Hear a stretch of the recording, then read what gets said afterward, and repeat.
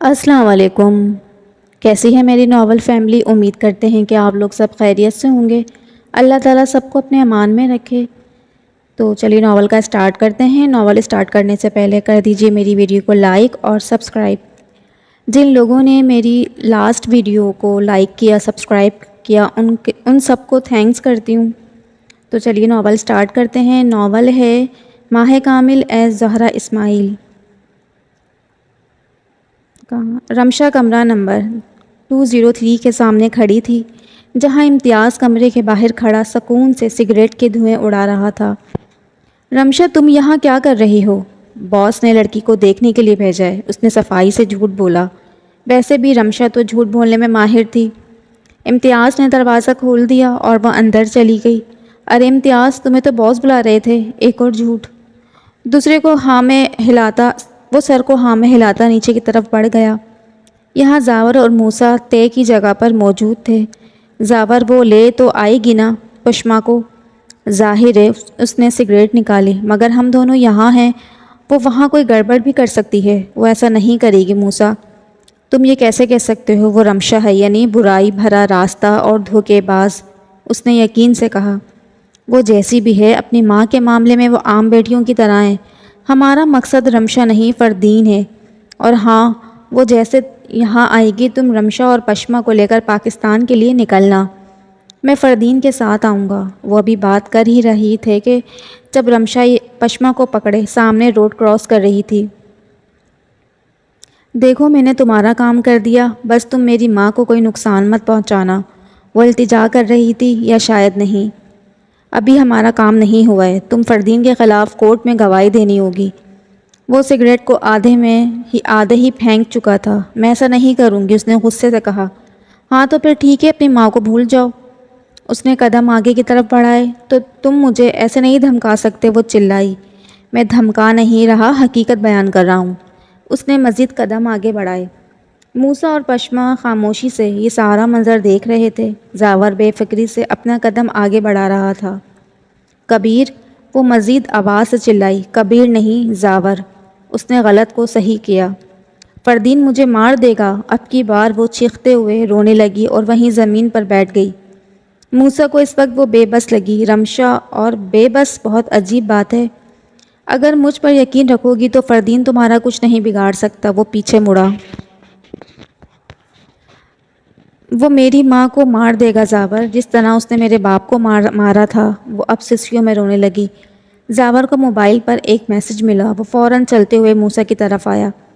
موسیٰ، تم رمشا اور پشما کو لے کر ایئرپورٹ جاؤ، مجھے وہاں بلا رہے ہیں، وقت بہت کم ہے۔ اور سنو رمشا، وہ رمشا کے پاس آیا، میں جانتا ہوں تمہاری حقیقت اور مجھ پر یقین رکھو، فردین تمہاری ماں کو ہاتھ بھی نہیں لگا سکتا۔ جاؤ موسیٰ کے ساتھ۔ کوئی مجھے بھی بتائے گا کہ کہانی آخر ہے کیا؟ موسیٰ آخر کب تک خاموش رہتا؟ فلائٹ میں رمشا تمہیں یہ سب بتا دے گی، اب جاؤ۔ زاور اب روڈ کے اس پار تھا۔ موسیٰ اور رمشا اور پشما کو لے کر جانے لگا۔ زاور ہال میں داخل ہوا، جہاں لوگ اپنی پوزیشن سنبھال چکے تھے۔ زاور کے اشارے پر سب نے اپنی گنز ہاتھ میں پکڑیں اور فردین پر نشانہ باندھا۔ فردین سب کو دیکھ کر چونکا۔ یہ سب کیا ہے؟ کون ہو تم لوگ؟ اس کی آنکھوں میں آگ اتر آئی۔ فردین چاہتا تھا کہ وہ ان سب کو ابھی جان سے، مگر اس کے پاس کوئی ہتھیار نہیں تھا۔ یہاں داخل ہونے سے پہلے ہر آدمی سے اس کی گن لے لی گئی تھی، جو کہ اس پارٹی کے رول تھا، اور یہی چیز اب فردین کے گلے پڑ گئی تھی۔ امتیاز، وہ چلایا، اور کچھ ہی دیر میں امتیاز اوپر سے آتا دکھائی دیا، ہاتھوں میں ہتھ کڑی اور سر پر گن کا نشانہ بندھا ہوا تھا۔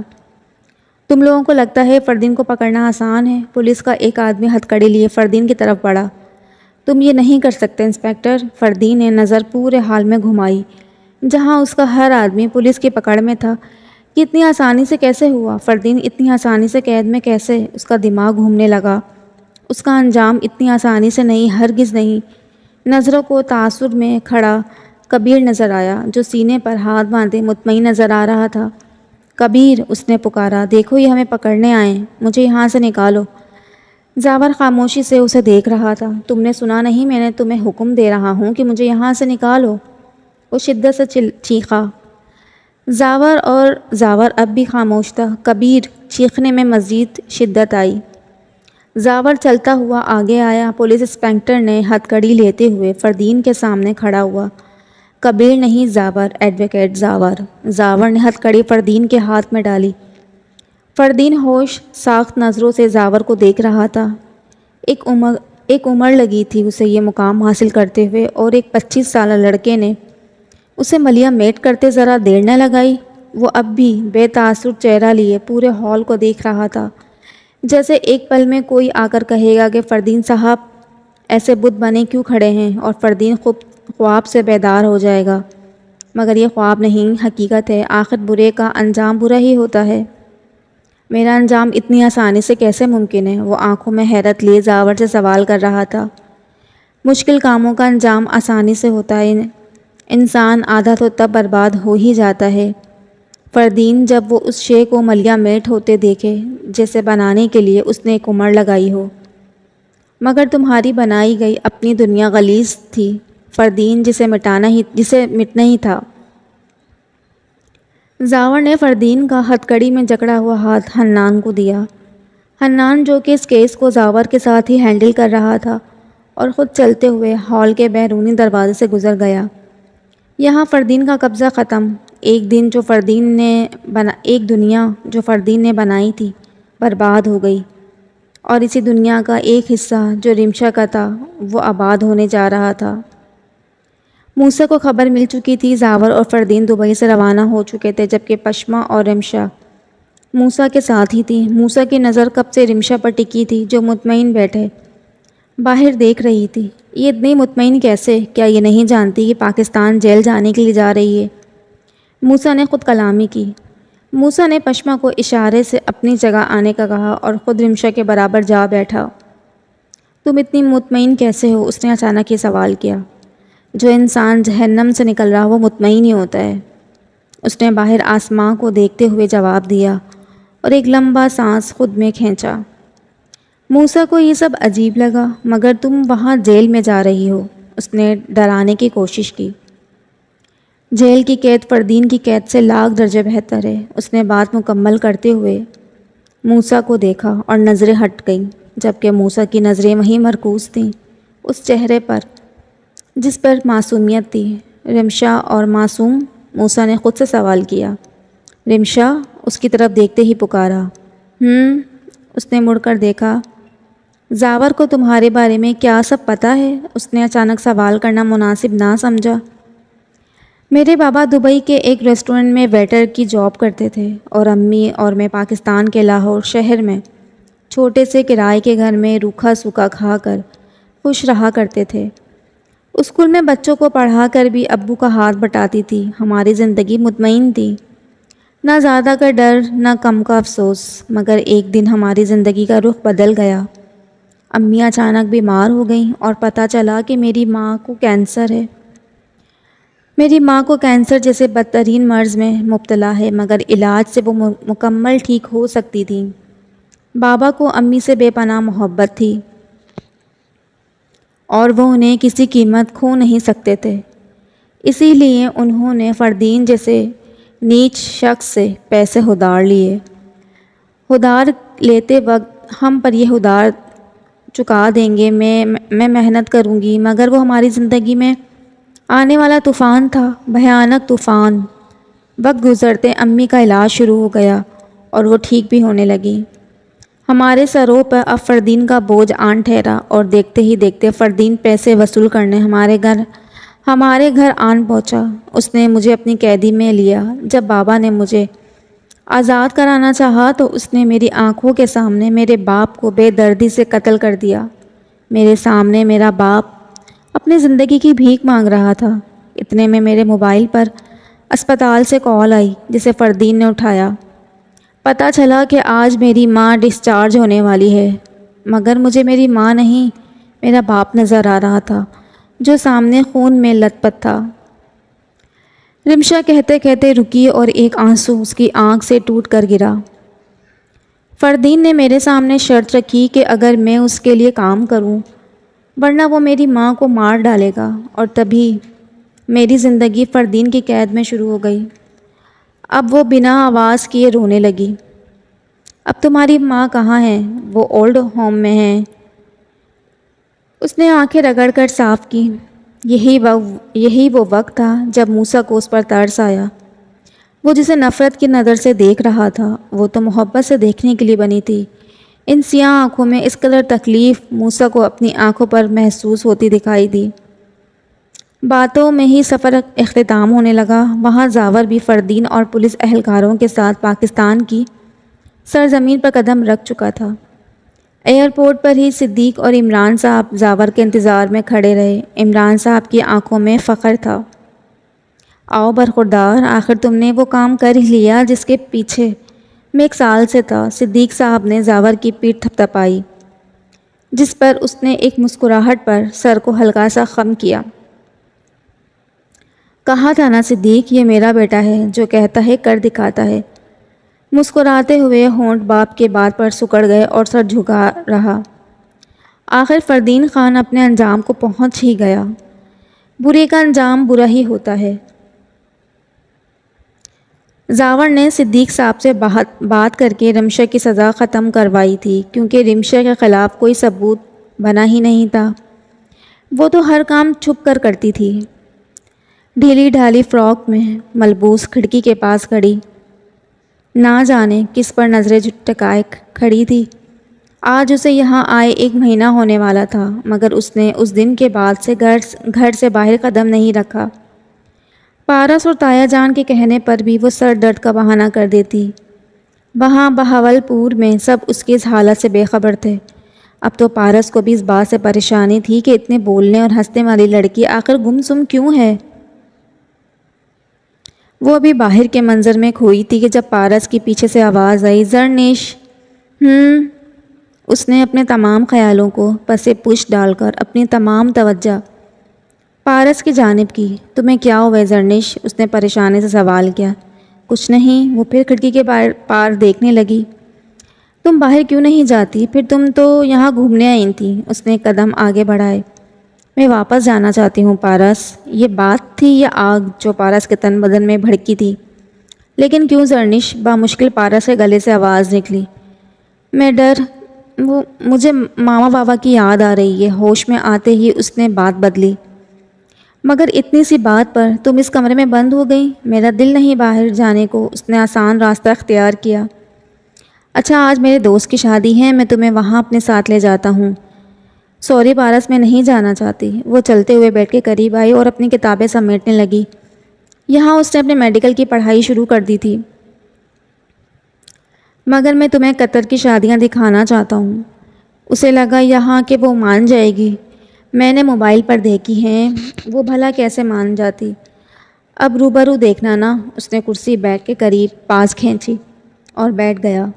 آج اس کا پکا ارادہ تھا کہ زرنش کو باہر لے جانے کا۔ تم ضد کیوں کر رہے ہو؟ اس نے پارس کی طرف دیکھا۔ تو تم ضد پوری کیوں نہیں کر رہی؟ اس نے بھی اسی کے انداز میں دیکھا۔ اچھا، کب چلنا ہے؟ ہار مان گئی وہ آخر۔ رات 9 بجے۔ اس نے بنا کوئی بات کیے وقت ہی بتایا۔ میں تیار ہو جاؤں گی۔ شکریہ زرنش۔ وہ مسکراتا کرسی سے اٹھ کھڑا ہوا اور ایک نظر اسے دیکھتا چلا گیا۔ یہ وہ لڑکی تو نہیں جو یہاں آئی تھی؟ وہ کون تھی اور یہ کون ہے؟ پارس خود سے سوچتا اپنے کمرے کی جانب چلا گیا۔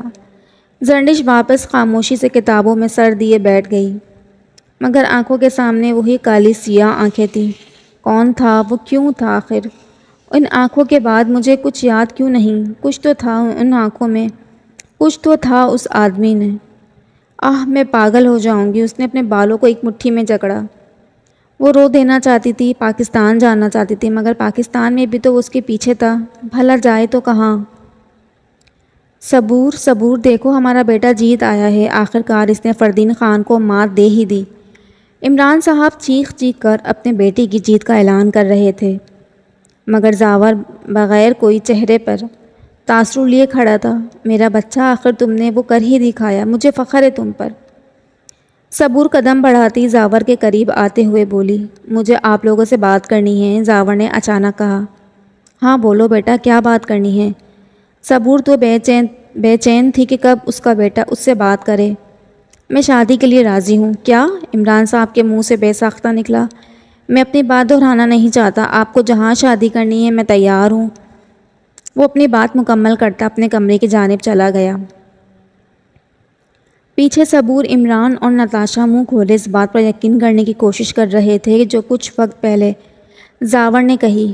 کیا آپ نے بھی وہی سنا ماما بابا جو میں نے سنا؟ نتاشا صوفے پر گرنے والے انداز میں بیٹھتے ہوئے بولی۔ ہاں، صبور بھی اسی کے پاس بیٹھ گئی۔ شکر ہے اس لڑکے میں عقل آئی، بس اب وقت نہیں لینا، میں کل ہی رشتہ پکا کرنا چاہتا ہوں۔ عمران صاحب کی تو مانو جیسے عید ہو گئی ہو، اس گھر میں اب خوشیاں آنے والی ہیں۔ زرنش نے ہلکا گلابی رنگ زیب تن کیا ہوا تھا جس پر سلور رنگ کے گوٹے کا کام بڑی نفاست سے کیا گیا تھا۔ اس نے یہ جوڑا خاص اپنی سالگرہ کے لیے بکر میں رہنے والی ایک بزرگ خاتون سے بنوایا تھا، اور جس محبت سے یہ جوڑا بنا تھا اتنا ہی اس پر جچ گیا۔ بالوں کو کھلا چھوڑے جو گھٹنوں تک لہرا رہے تھے، آنکھوں میں باریک کاجل ڈالے وہ قطر کی شہزادیوں کو بھی مات دے رہی تھی۔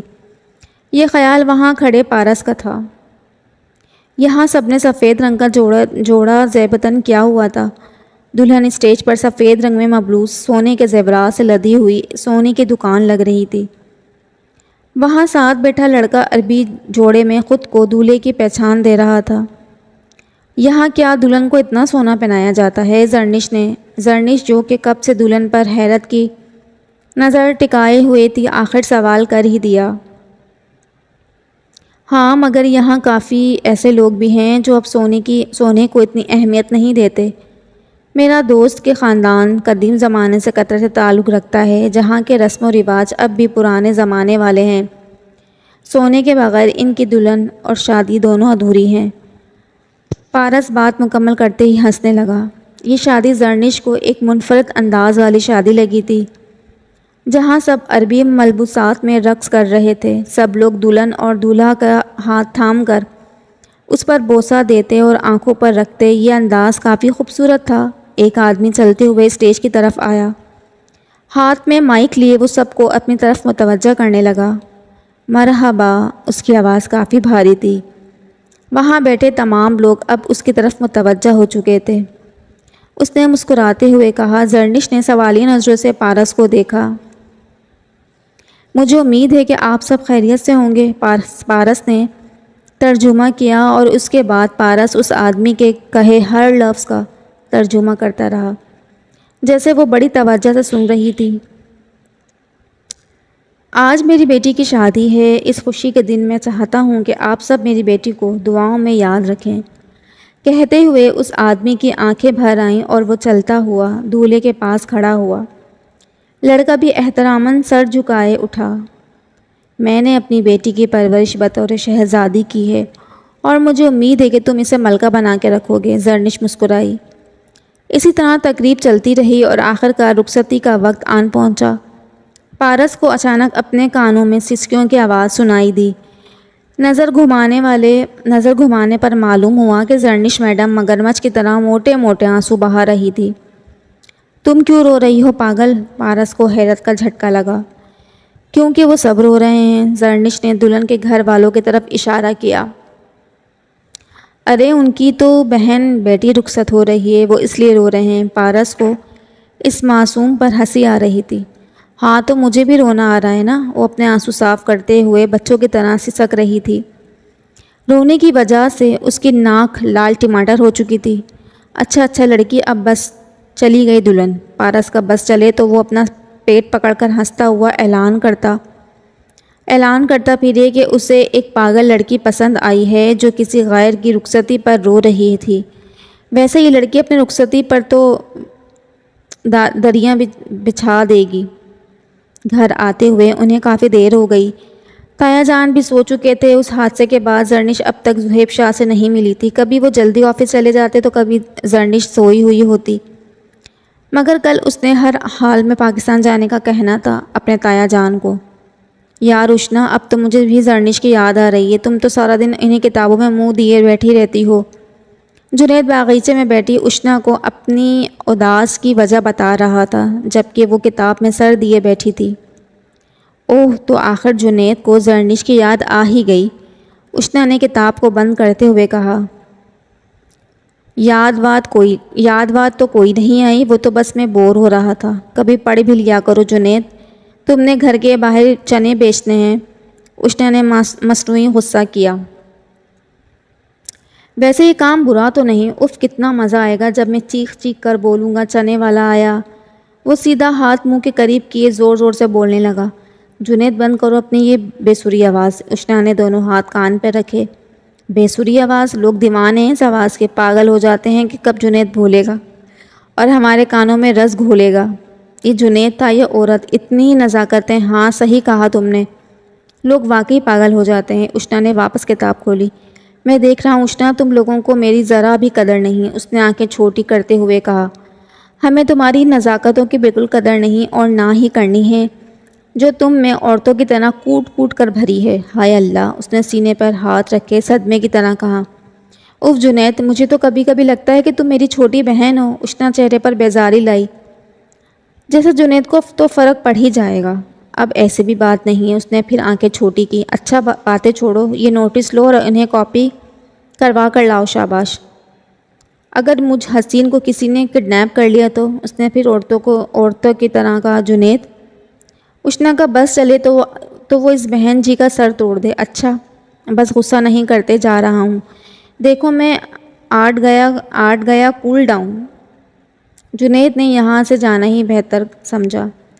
صبح بخیر تایا ابو۔ زہیب شاہ کو آتا دیکھ کر زرنش نے ناشتہ چھوڑے فوراً کھڑی ہو گئی۔ صبح بخیر میرے بچے، آج خیر تو ہے، کمرے سے باہر آ گئی۔ تایا جان نے زرنش کے سر پر بوسہ دیا۔ سوری تایا ابو، میں بہت شرمندہ ہوں، میں نے آپ کو بہت پریشان کیا۔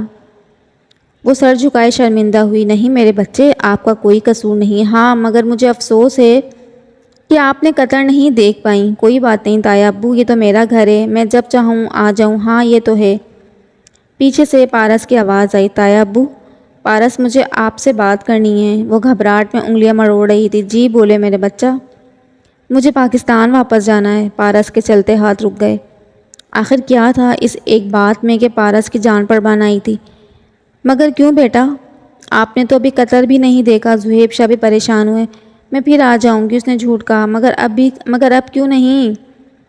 تایا ابو، مجھے اب اسپتال جوائن کرنا ہے، پڑھائی شروع کرنی ہے۔ اسے یہ بات مناسب لگی۔ زہیب شاہ اب چپ ہو گئے۔ آپ ناراض ہیں؟ وہ گھبرائی۔ نہیں بیٹا، پڑھائی کی بات پر کوئی رسک نہیں، میں کل کی فلائٹ ہی بک کرواتا ہوں، میں خود آپ کو چھوڑ کر آؤں گا۔ انہوں نے پیار سے زرنش کے سر پر ہاتھ پھیرا۔ پارس تو وہاں موجود ہو کر بھی موجود نہیں تھا۔ پلٹ کر دور دھکیلتا وہ اٹھ کر باہر چلا گیا۔ زہیب شاہ اور زرنش نے پارس کی یہ حرکت بخوبی دیکھی۔ پارس بیٹا، ناشتہ تو کرتے جاؤ، انا کچن سے ہی چلاتی رہی، مگر وہ کہاں سنتا، اس کے کانوں میں تو بس ایک ہی بات ٹھہر گئی۔ قطر کا موسم آج سرد تھا، ہوائیں دریاؤں کی لہروں کی طرح دور دھکیل رہی تھیں، جیسے ان کی دشمنی صدیوں سے چلتی آ رہی ہو۔ وہ پاس پڑے بینچوں پر ہاتھ کے ساتھ جوڑے بیٹھا تھا، جیسے ایک مسافر طویل سفر کے بعد تھک جاتا ہے۔ اسے یہ ہوائیں زہر لگ رہی تھیں، اس کا دم گھٹ رہا تھا۔ یہی ہوا زرنش کہ اس سے دور جا رہی تھی، مگر اس کے پاس تو کوئی حق بھی نہیں تھا اسے روکنے کا۔ ہر گزرتا لمحہ اسے ایک خوف میں مبتلا کر رہا تھا۔ ہواؤں میں شدت آ رہی تھی اور اس کی گھٹن میں بھی۔ آخر یہ محبت سانسوں ہی پر کیوں قابض ہو جاتی ہے؟ محبت نہیں، محبت تو چند لمحوں کا تبادلہ ہے۔ اس نے زرنش کو عشق سمجھا ہے، عشق، مگر عشق تو حاصل سے ہوتا ہے، نہیں لا حاصل سے بھی ہوتا ہے۔ کیسے؟ پارس کا تو ہو گیا ہے نا۔ صبح سے شام ہو گئی، ہوائیں تھمنے لگیں، مگر وہ وہیں تھا۔ جب اسے اپنے قریب آواز محسوس ہوئی، کیسے ہیں آپ؟ آواز پر پارس نے اپنے بائیں جانب دیکھا۔ یہ آنکھیں، یہ وہی آنکھیں، سیاہ کالی آنسوؤں سے بھری ہوئی۔ پہچانا؟ اس نے پھر سے کہا۔ آپ؟ پارس صرف اتنا ہی بول پایا۔ جی میں اس دن آپ آئے تھے اور میں رو رہی تھی۔ پارس کو صاف آنکھوں میں بھی آنسو ہی نظر آ رہے تھے۔ جی، پارس نے اس کی آنکھوں سے نظر ہٹائی۔ میں بہت شرمندہ ہوں، اس دن کے بعد میں نے آپ کو جواب تک نہیں دیا اور چلی گئی۔ کوئی بات نہیں، آپ کی حالت بھی ٹھیک نہیں تھی، میں کنیز ہوں۔ پارس زہیب۔ پارس مسکراتے ہوئے بولا، آپ یہاں پڑھنے آئی ہیں؟ نہیں، میں یہی رہتا ہوں اپنے بابا کے ساتھ۔ اور امی؟ ان کا انتقال میرے پیدا ہوتے ہی ہو گیا۔ پارس افسردہ ہوا۔ اوہ سوری۔ کوئی بات نہیں ہے، تو اللہ کے فیصلے ہیں، میں بھی یہی رہتی ہوں اپنی انا ابا کے ساتھ۔ کنیز نے بات بدلی۔ دونوں میں کافی دیر تک خاموشی رہی۔ جب کنیز واپس بولنے لگی، آپ اداس ہیں نہیں؟ کنزا کو لگا کہ اب اس کا یہاں بیٹھنا ٹھیک نہیں، کیونکہ پارس نے اپنی نظریں پھر زمین پر کر دیں۔ اچھا میں چلتی ہوں۔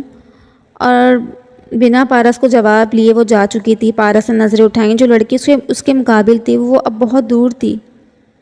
اس کے گم ہونے تک پارس کی نظروں نے اسے اپنے حصار میں رکھا۔ جا رہی ہو؟ زرنش اپنا سامان پیک کر رہی تھی جب پارس اس کے پیچھے آ کھڑا ہوا۔ جانا تو تھا نا، مگر اتنی جلدی؟ میں واپس آؤں گی پارس، اور پھر پورا قطر دیکھوں گی۔ یقین دے کر جاؤ کہ واپس آؤ گی۔ پارس دروازے سے چلتا زرنش کے قریب آیا۔ آپ کو میری بات پہ یقین نہیں؟ زرنش کو حیرت ہوئی۔ نہیں، پارس نے فوراً کہا، مگر میں سچ کہہ رہی ہوں کہ میں آؤں گی۔ زرنش معصومیت سے اسے اپنے بات کا یقین دلا رہی تھی۔ پارس اب کچھ نہیں کہہ پایا اور کمرے سے باہر آ گیا۔ اسے لگا کہ اگر وہ مزید وہاں رکا تو زرنش کو روک لے گا، اس کے سامنے اپنے جذبات بتا دے گا۔ زہیب شاہ اپنے کمرے میں بیٹھے کسی کتاب کا معائنہ کر رہے تھے کہ جب پارس بگڑی حالت لیے ان کے قریب آیا۔ پارس کہاں تھے تم؟ صبح سے کتنی کالز کی تمہیں، اور یہ کیا حالت بنا رکھی ہے؟ وہ پارس کو دیکھ کر پریشان ہوئے۔ بابا وہ جا رہی ہے۔ وہ صوفے کے قریب زمین پر بیٹھ گیا۔ اسے جانا تھا، یہ اس کا گھر نہیں ہے پارس۔ وہ پارس کی بات کو سمجھ گئے۔ اب انجان بننا ٹھیک نہیں تھا۔ مگر بابا جان، وہ یہاں بھی تو رہ سکتی ہے نا؟ وہ اپنی ہر بات زمین کو دیکھتے ہوئے کہہ رہا تھا۔ آج وہ اپنے باپ سے بھی نظریں نہیں ملا رہا تھا۔ یہ کیا کہہ رہے ہو پارس؟ بابا میں جانتا ہوں زرنش کے متعلق آپ میرے جذبات سے واقف ہیں۔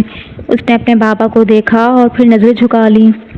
میں سب جانتا ہوں۔ مجھے لگتا ہے بابا اگر وہ چلی جائے گی تو واپس کبھی نہیں آئے گی۔ وہ رو دینے کو تھا۔ تمہیں ایسا کیوں لگتا ہے پارس؟ میں بات کروں گا اسد سے، آغا جان سے۔ کیا سچ؟ آپ واقعی بات کریں گے چاچو سے؟ انہوں نے سر اٹھا کر اپنے باپ کو دیکھا۔ اس کی آنکھوں میں چمک تھی کہ جیسے کوئی باپ اپنے 2 سالہ بچے سے کہتا ہو کہ ہاں میں آپ کو آپ کی چیز لا دوں گا۔ وہ میری ہو جائے گی نا؟ پارس بچوں کی طرح سوال کر رہا تھا۔ اللہ پر بھروسہ رکھو پارس، وہ بہترین دیتا ہے۔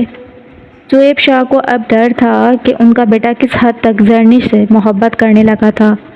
یہ علم تو آج ہوا تھا انہیں، مگر وہ تو ہر شے کو بہترین کرنے پر قادر ہے۔ پھر وہ چاہے زرنش کو بھی میرے حق میں بہترین کر سکتے ہیں۔ اللہ بے شک ہر چیز پر قادر ہے، مگر بعض دفعہ چیزوں میں انسان الجھ جاتا ہے، اور وہ اللہ بہترین جانتا ہے، تبھی تو وہ انسان کو دور کر دیتے ہیں ان چیزوں سے جہاں انسان الجھ جائے۔ مگر میں نہ الجھا ہوں نہ بھٹکا، مجھے تو محبت ہے۔ وہ تو بات سمجھا ہی نہیں۔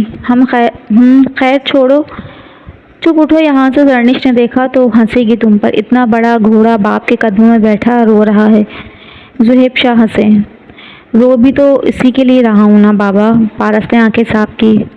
واقعی مرد جب محبت کرتا ہے تو رو دیتا ہے، یہ واحد شے ہے جو مرد کو جھکا دیتی ہے۔ آغا جان ہال میں بیٹھے اخبار پڑھ رہے تھے۔ شاہی ولا میں روز کی نسبت آج کافی خاموشی تھی، کیونکہ آج نہ ہی جنید تھا اور نہ ہی طلحہ۔ آغا جان آپ سے ملنے کچھ مہمان آئے ہیں۔ آغا جان اخبار میں ہی مصروف تھے کہ جب ملازم نے مہمانوں کی آمد کا بتایا۔ کون سے مہمان؟ آغا جان صاحب کو تو میں نہیں جانتا، مگر ان صاحب کو تو میں نہیں جانتا، مگر ان کے ساتھ جو عورت ہے وہ ایشان بابا کے نکاح میں آئی تھی۔ اچھا ایسا کرو انہیں مہمان خانے میں بٹھواؤ، میں آتا ہوں۔ آغا جان ملازم سے کہتے اٹھ کھڑے ہوئے۔ فاطمہ بیٹا، سکینہ بیٹا۔ آغا جان نے دونوں کو آواز لگائی۔ جی آغا جان۔ فاطمہ بیگم پہلے آئیں اور پیچھے ہی سکینہ بیگم بھی۔ بختو کہہ رہا ہے کہ کوئی مہمان آیا ہے، ساتھ ہی ان کے کوئی عورت بھی ہے، ذرا چلیے ہمارے ساتھ۔ آغا جان مہمان خانے میں داخل ہوئے تو فاطمہ سکینہ بیگم بھی ساتھ تھیں۔ صبور آپا آپ؟ سکینہ بیگم فوراً ان کے قریب گئیں۔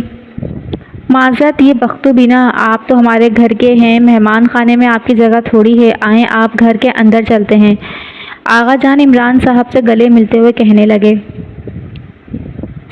فاطمہ بیگم صبور کو لے کر حال میں آئی۔ مہمان خانہ گھر کے پچھلی احتراف میں تھا، جس کا راستہ باہر اور اندر دونوں طرف تھا۔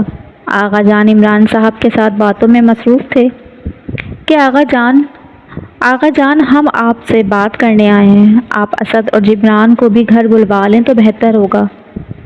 عمران صاحب کی بات نے فاطمہ بیگم کے دل میں ڈر ڈال دیا۔ انہوں نے سکینہ بیگم کی طرف دیکھا، تسلی رکھو، آنکھوں کو خم کیا۔ صبور نے اپنا ہاتھ فاطمہ بیگم کے ہاتھ میں رکھا۔ سب ٹھیک ہے فاطمہ، فکر کیوں کرتی ہو؟ انہوں نے مسکراتے ہوئے کہا۔ عمران صاحب کے کہنے پر آغا جان نے اسد اور جبران شاہ کو گھر بلوایا۔ کچھ ہی وقت میں وہ دونوں گھر میں داخل ہوئے۔ موصوف کہاں تھے آپ؟ اتنے سالوں بعد اپنا چہرہ مبارک دکھایا۔ اسد شاہ عمران صاحب کو گلے ملتے ہوئے بولنے لگے۔ بس اسد، کام کی مصروفیات ہی کچھ ایسی ہیں، اپنے لیے وقت نکالنا مشکل ہو جاتا ہے۔ یہ تو خیر ہے، زاور گھر آ گیا تو اسی کے ذمے کچھ کام دے آیا ہوں۔ ماشاءاللہ، سنا ہے اسے بھی تم نے اپنی والی نوکری دی ہے۔ اسد صاحب ہنسے۔ بچے کو تو بخش دیتے ایسے کام سے عمران، اس بار آغا جان بولے۔ آغا جان، میں نے کچھ نہیں کیا، اس نے اپنی مرضی سے فیلڈ لی ہے۔ چلیں کوئی نہیں، اللہ اسے ترقی دے، بچپن میں دیکھا تھا، اب نہ جانے کیسا ہو گیا ہوگا۔ مرد حضرات ابھی اپنی باتوں میں ہی مصروف تھے کہ جب فاطمہ بیگم ملازمہ کے ساتھ چائے لے کر ہال میں داخل ہوئیں۔ بچے نظر نہیں آ رہے فاطمہ بیگم، اسد شاہ چائے کا کپ اٹھاتے ہوئے بولے۔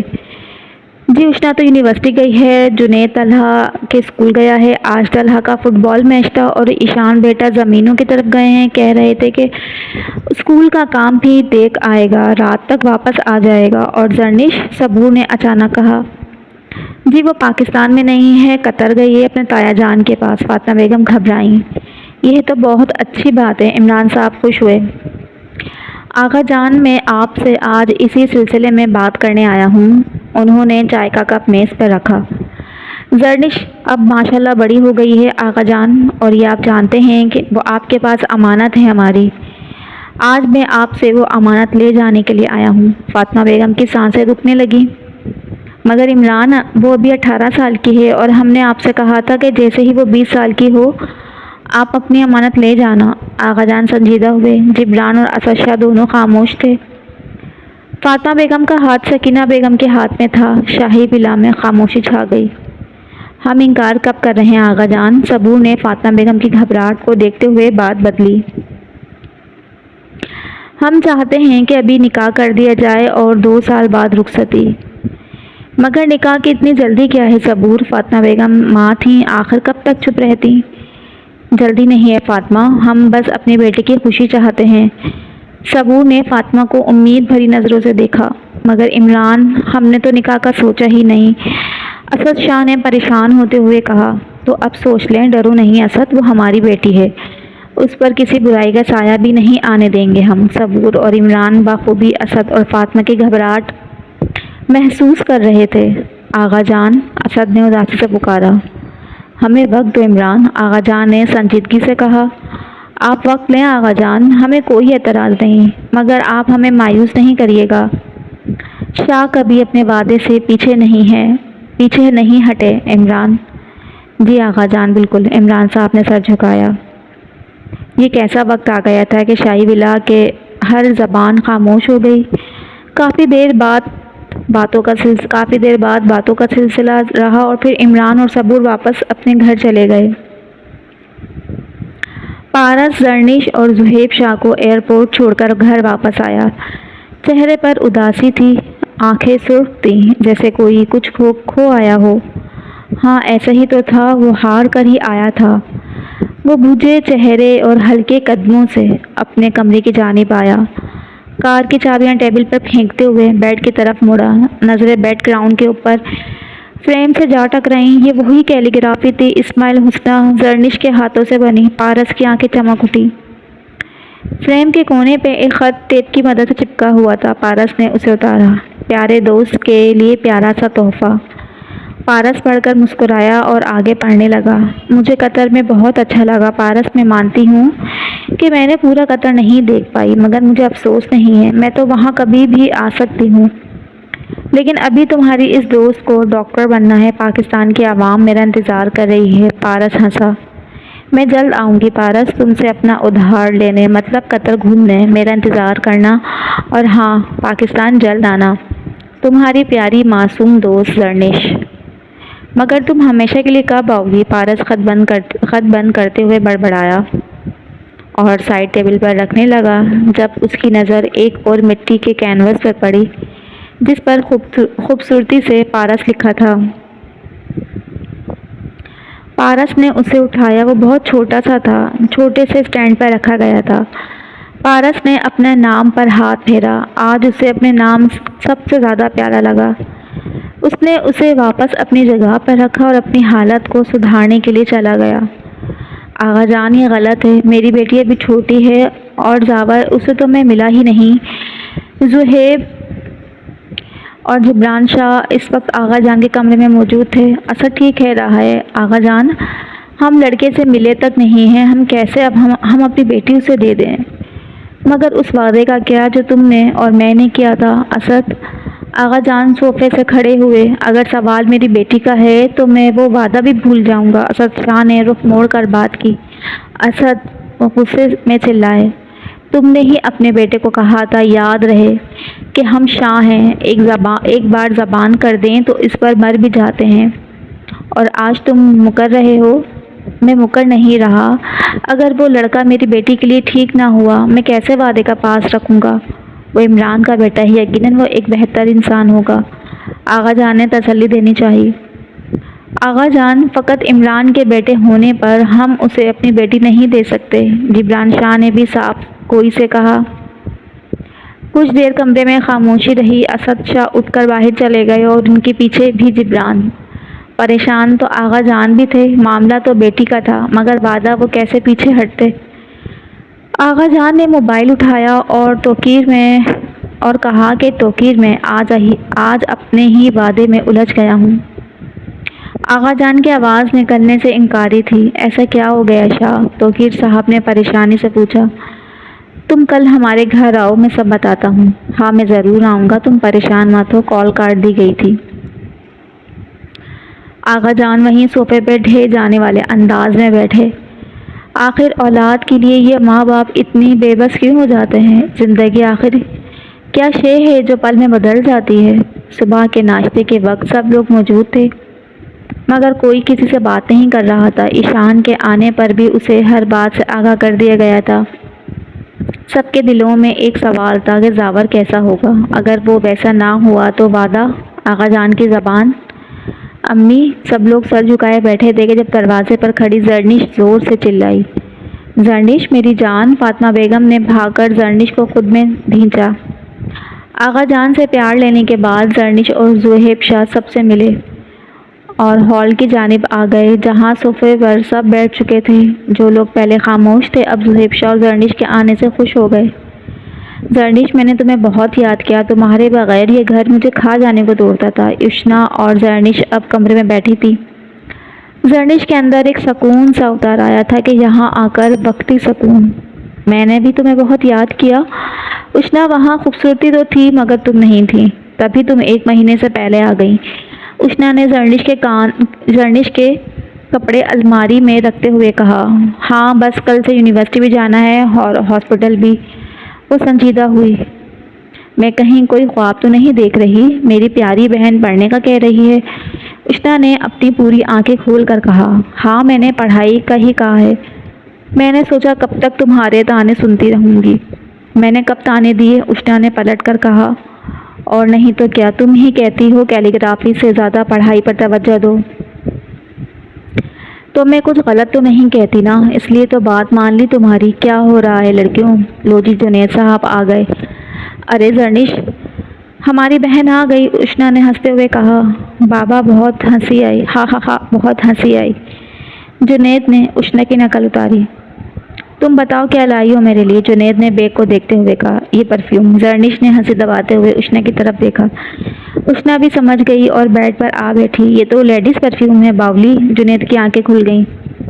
ہاں تو تم لڑکیوں سے کم تھوڑی ہو، اشنا اور زرنش کے کہکے پورے کمرے میں گونج رہے تھے۔ لو جنید، تو پھر عورتوں کی طرح रूट बैठा। उसने आंखें छोटी करके मुंह दूसरी जानिब किया। अच्छा, अब सही वाला तोहफा मेरे प्यारे भाई के लिए। जर्निश ने बैग से एक लकड़ी का बॉक्स निकाला जिसके चारों तरफ गोल्डन स्टील थी। वो बॉक्स बाहर से नज़र आने पर किसी घड़ी का बॉक्स लग रहा था। ये मेरे लिए है। जुनैद सीधा हुआ बैठा और बॉक्स को खोलने लगा। बॉक्स खोलते ही एक ज़ोरदार मुक्का जुनैद की नाक पर लगा। जुनैद के हाथों से वो बॉक्स नीचे गिर चुका था। जर्निश की बच्ची, जुनैद अपनी नाक को रगड़ रहा था जो मुक्के की वजह से शदीद लाल हो चुकी थी। उन दोनों का तो हंस हंस कर बुरा हाल हो गया था। जर्निश ने यह बॉक्स कतर के एक दुकान से लिया था, जैसे उसने बाहर से ही देख लिया था, और देखते ही उसे पहला ख्याल जुनैद का आया था। अपनी नाक रगड़ता वो इन दोनों चुड़ैलों को देख रहा था जो हंसते हुए बेड पर लोट पोट हो रही थी। तो तुम दोनों अब मुझसे बात ना करना। वो नाराज़ होता चला गया। अरे तुमने मेरी बहन को नाराज़ कर दिया, उष्णा हंसते हुए बोली। भाईजान, मुझे आपको कुछ बताना है। असद ज़ुहैब शाह के कमरे में आए। मुझे भी तुमसे बात करनी है असद। तो फिर पहले आप बात करें भाई। कुर्सी घसीट कर बैठ के करीब हुए।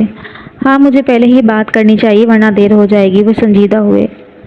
ज़ुहैब शाह की संजीदगी असद को परेशान कर गई। पारस जर्निश को पसंद करता है असद। वो परेशान हुए। ये क्या कह रहे हैं आप भाईजान? असद के चेहरे पे घबराहट साफ वाज़ेह हुई। सच कह रहा हूँ, और ये बात तब की है जब उसने होश संभाला है। मगर ये मुमकिन नहीं है भाईजान। वो कुर्सी से उठ खड़े हुए। मगर क्यों मुमकिन नहीं है असद?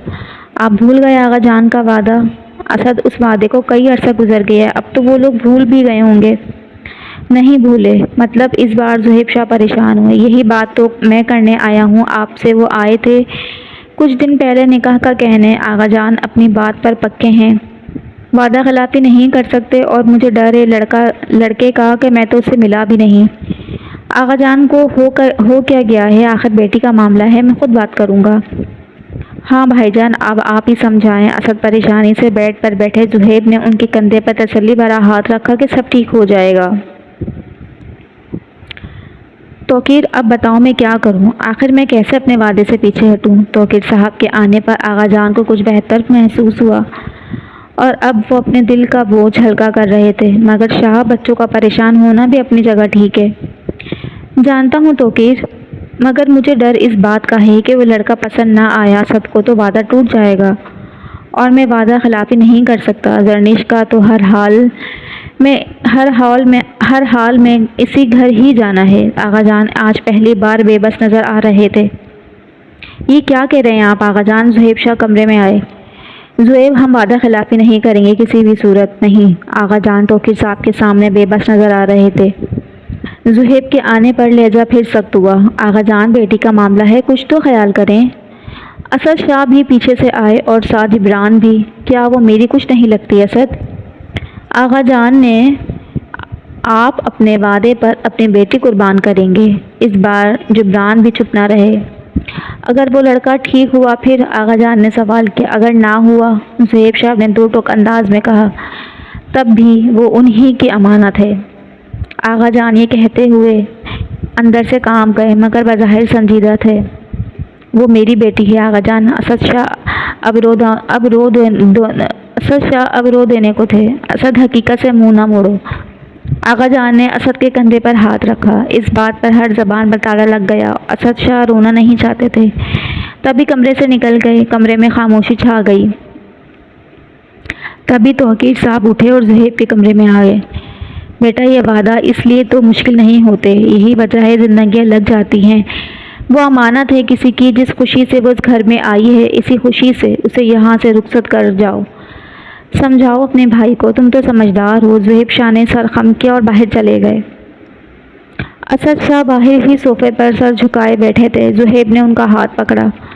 तौकीर साहब ने सही कहा है, वो हमारी नहीं उनकी अमानत है। असद, जिस खुशी से वो यहाँ आई है उसी खुशी से उसे रुखसत कर दो। दुआ करो कि वो लड़का बेहतरीन हो हमारी जर्निश के लिए। ज़ुहैब की बात पर असद ने सर उठाकर देखा। आंखों में आंसू थे। आज वो वाकई एक बेटी के बाप लग रहे थे। ज़ुहैब ने आंखों को हल्का सा बंद करके तसल्ली दी। असद शाह चलते हुए फ़ौरन आगा जान के कमरे में पहुँचे, जहाँ जिब्रान तौकीर साहब भी मौजूद थे। آغا جان آپ کل عمران اور زاور کو بلوا لیں، میں زاور سے ملنا چاہتا ہوں۔ اسد شاہ کہتے ہی کمرے سے نکل گئے۔ آغا جان نے توقیر صاحب کی طرف دیکھا۔ شاہ پریشان نہ ہو، دعا کریں کہ اب سب بہتر ہو۔ اسد شاہ اپنے کمرے میں آئے جہاں فاطمہ بیگم بیڈ پر بیٹھی اداس تھیں۔ اسد کے آتے ہی اٹھ کر ان کے قریب آ گئیں۔ کل زاور آ رہا ہے فاطمہ، دعا کرو وہ میرے دل کو پسند آئے۔ اسد میری بیٹی ہے وہ، فاطمہ رونے لگی۔ ہماری ہی بیٹی ہے فاطمہ، روئیں مت، دعا کریں۔ اسد نے انہیں تسلی دی۔ اگلے دن عمران صاحب صبور، زاور اور نتاشا کے ساتھ شاہی ولا میں موجود تھے۔ زرنش تک یہ بات پہنچ گئی تھی کہ اس کو دیکھنے کے لیے کچھ لوگ آئے ہیں۔ پہلے تو وہ ڈر گئی، مگر پھر وہ خود کو نارمل کیا۔ اشنا یہ اچانک سے رشتے والے کیوں آ گئے؟ وہ اپنے کپڑے نکالتے ہوئے بولی۔ ہر لڑکی کے لیے آتے ہیں، اس میں کوئی بڑی بات نہیں ہے۔ ہاں مگر مجھے عجیب لگ رہا ہے۔ وہ ہلکے نیلے رنگ کا سوٹ نکال کر اشنا کے قریب آئی۔ ہوتا ہے ایسا، تم گھبراؤ نہیں، کیا پتا تمہیں لڑکا پسند آ جائے۔ آ ہی نہ جائے مجھے کوئی لڑکا پسند، اس نے آگے گھما کر کہا اور کپڑے لے کر واش روم میں چلی گئی۔ زاور کافی سنجیدگی سے سب سے گفتگو کر رہا تھا۔ اسد شاہ اب کافی حد تک مطمئن تھے۔ زاور بالکل عمران کے برعکس تھا، مگر عمران اور صبور اس بات سے حیران تھے کہ ان کے ایک بار کہنے سے زاور ان کے ساتھ کیسے آ گیا۔ اسد شاہ کی مسکراہٹ نے آغا جان کو اندر تک مطمئن کر دیا۔ زرنش شیشے کے سامنے کھڑی تھی جب جنید بھاگتا ہوا آیا۔ اشنا یہ نیچے جو لڑکی آئی نا بڑی پیاری ہے یار۔ وہ بیڈ پر چھلانگ لگا کر بیٹھا۔ شرم کرو، کسی کی لڑکی پر بری نظر رکھتے ہیں، اشنا نے ڈانٹا۔ بری نہیں، صرف نظر، جنید نے جملہ درست کیا۔ مجھے لگتا ہے زرنش ہم دونوں ایک ہی گھر میں جائیں گے، جنید نے ایک آنکھ دبا کر کہا۔ ہاں واقعی تم بھی کسی گھر ہی جاؤ گے، تمہاری بھی بارات آئے گی اور میری بہن رخصت ہوگی، اشنا نے مذاق اڑانے والے انداز میں کہا۔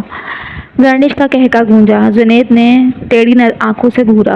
لڑکیاں کیا کر رہی ہو؟ اب آپ بھی جاؤ نیچے، سکینہ بیگم دونوں کو بلانے آئیں۔ اور اشنا نے زرنش کا ہاتھ پکڑ کر اور آنکھوں سے اشارہ کیا کہ وہ پریشان نہ ہو۔ نیچے آتے ہی صبور نے زرنش کو گلے لگایا۔ عمران صاحب نے سر پر ہاتھ رکھا۔ زاور اب بھی سنجیدگی سے نیچے ہی دیکھ رہا تھا۔ نتاشا تو زرنش کو دیکھتے ہی فدا ہو گئی تھی۔ زرنش کی نظر جیسے ہی زاور پر گئی اس کی دھڑکن بڑھ گئی، گھبراہٹ اس کے چہرے سے صاف ظاہر ہونے لگی۔ پاس بیٹھی اشنا نے زرنش کا ہاتھ ہلکے سے دبایا۔ باتیں یوں ہی چلنے لگی۔ صبور کبھی زرنش سے پڑھائی کا پوچھتی تو کبھی ادھر ادھر کی باتیں، جس کا جواب وہ بخوبی دے رہی تھی۔ آؤ نتاشا، ہم باہر باغیچے میں چلیں، اشنا نے اٹھتے ہوئے کہا۔ ہاں کیوں نہیں، جاؤ نتاشا، صبور نے مسکراتے ہوئے کہا اور نتاشا ان دونوں کے ساتھ باہر آ گئی۔ السلام علیکم نتاشا صاحبہ۔ جنید ایسے باغیچے میں سامنے آیا جیسے چراغ سے جن باہر نکلتا ہو۔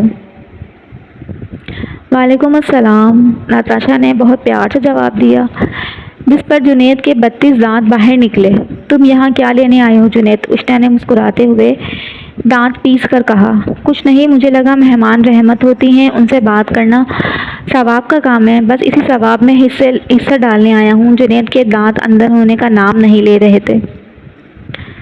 جنید بھائی نماز پڑھنے تو آپ جاتے نہیں، آغا جان جب تک غصے میں نہ لے جائیں، اور یہاں آپ نیکی کی باتیں کر رہے ہیں، پاس کھڑے طلحہ نے کہا، جس پر نتاشا بھی ہنسی۔ چھوٹے بھائی کیوں عزت کا فالودہ کر رہے ہو؟ باہر نہیں جانا تم نے، جاؤ، دوست انتظار کر رہے ہوں گے تمہارا، جنید نے آنکھیں چھوٹی کر کے کہا۔ بچہ ہے، بس ایسے ہی مذاق کر رہا تھا، اس نے صفائی دی۔ جنید جاؤ یہاں سے، زرنش نے آگے ہو کر کہا۔ تمہیں کیا مسئلہ ہے بھائی؟ اپنی سیٹنگ کر لی، میرے معاملے میں ٹانگ مت لاؤ اپنی، جنید نے ہلکی آواز میں سرگوشی کی۔ اگر آغا جان کو پتہ چلا نا تو ٹانگیں توڑ دیں گے تمہاری، زرنش نے آنکھیں دکھائیں۔ اف خدایا، ان عورتوں کا کسی چیز میں دماغ لگے نہ لگے، دھمکی دینے میں سب سے آگے ہوتی ہیں۔ میں جا رہا ہوں۔ اچھا مس نتاشا، تو ملاقاتیں چلتی رہیں گی، خیال رکھیے گا۔ جنید نے پھر اپنے دانت نکالے اور وہاں سے چلا گیا۔ نتاشا نے سوالیہ نظر سے اشنا اور زرنش کو دیکھا۔ تم اسے چھوڑو، یہ ذرا پاگل ہے، اشنا نے جنید کو پاگل قرار دے دیا۔ فاطمہ، تم اتنی اداس کیوں ہو گئی ہو؟ کیا تمہیں زاور پسند نہیں آیا؟ صبور اس وقت فاطمہ بیگم کے کمرے میں موجود تھی۔ ایسا نہیں ہے صبور، بات یہ ہے کہ میری بیٹی ابھی نادان ہے، یہ شادی کے بعد کی ذمہ داری نبھا نہیں پائے گی۔ ہم شادی ابھی نہیں کر رہے، نکاح کرنا ہے ہمیں۔ صبور نے فاطمہ بیگم کے ہاتھ پر تسلی بخش ہاتھ رکھا۔ مگر اتنی جلدی نکاح کیوں صبور؟ فاطمہ میرا بیٹا بہت اچھا ہے، مگر ہے تو مرد نہ، اور مرد کب ذمہ داری سے غافل ہو جائیں عورت کو کوئی علم نہیں۔ میں زرنش سے ماں جتنی محبت کرتی ہوں، مجھے اس کا حق اسے دینا ہے فاطمہ۔